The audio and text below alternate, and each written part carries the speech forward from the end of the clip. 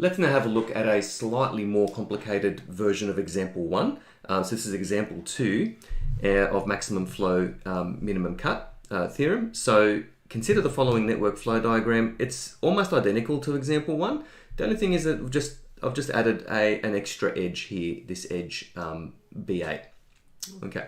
And we're going to do the same thing or very similar, something very similar to example 1. So we're going to determine the maximum flow of this network. We're going to determine it first of all numerically, and then we're going to determine it using the maximum flow minimum cut. Now, with the next example and do example 3, I'm going to reverse these two around. In fact, we're going to use the maximum flow minimum cut theorem first, and then we're going to verify the maximum flow using numerical methods to see that it correlates. Okay, let's have a look at part A first. So let's identify the various ways of getting from S to T. So always, whenever we're trying to work out maximum flow of a network, especially if it's to be done numerically, you need to identify the various paths first. So this is the various paths from source to sink.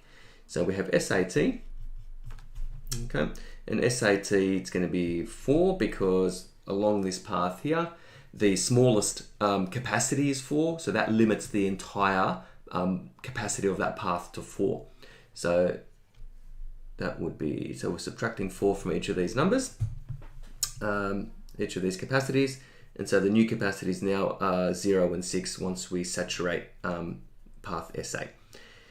Another path is SBT, okay, and its capacity is going to be 1 because BT is the smaller of the two capacities and it's the most restricted or the most restrictive edge. And we're going to subtract 1 from each, and we end up with these numbers there. And the last path that we can identify from S to T is SBAT. Okay, and we compare the three capacities of the three edges. So we got edge SB is 4, we've got a 3, we've got a 6, so it's going to be 3. And we're going to have a maximum flow capacity of this network will be 8 from source to sink. Okay, now let's have a look at part B, which is using maximum flow minimum cut.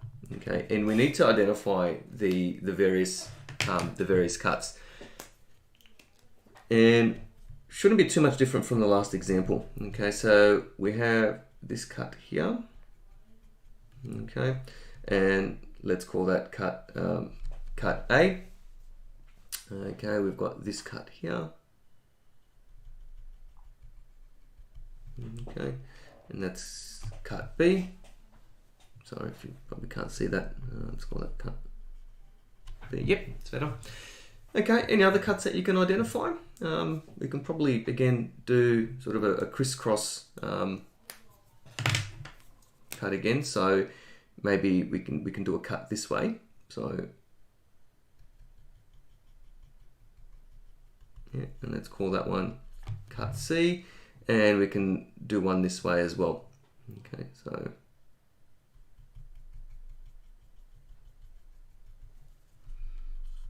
and there's cut D there. Okay, all right, so let's consider these cuts now in order. So, or really in any order that you like, it doesn't really matter. Cut A. Okay, so cut A cuts through SA and SB. Always remember that a cut has to cut an edge that actually flows away from the source, okay, and toward the sink, not in the opposite direction. So cut A, both of them are flowing away from the source, so that's going to be 4 plus 5, and that gives you a flow of 9. Cut B. Okay, so cut B is 10 plus 1, and that gives you a flow, the capacity of that cut is 11. Okay, so cut C.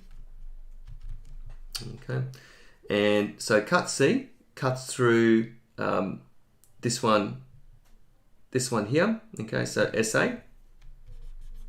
Okay, and notice that it cuts through BA, but BA is also flowing away from the source toward the sink. So we actually add that 3.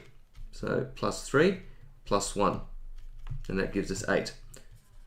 Now let's have a look at cut D. Okay, cut D, we don't include BA, okay, because BA is in fact flowing in the opposite direction. Okay, so cut D, so this one here, SB, 5, won't be adding 3, but we'll be adding 10. So it'll be 5 plus 10, which gives you 15. So cut C is the lowest of all 4 cuts, and so this would be, this cut here would represent then therefore the maximum flow of this network.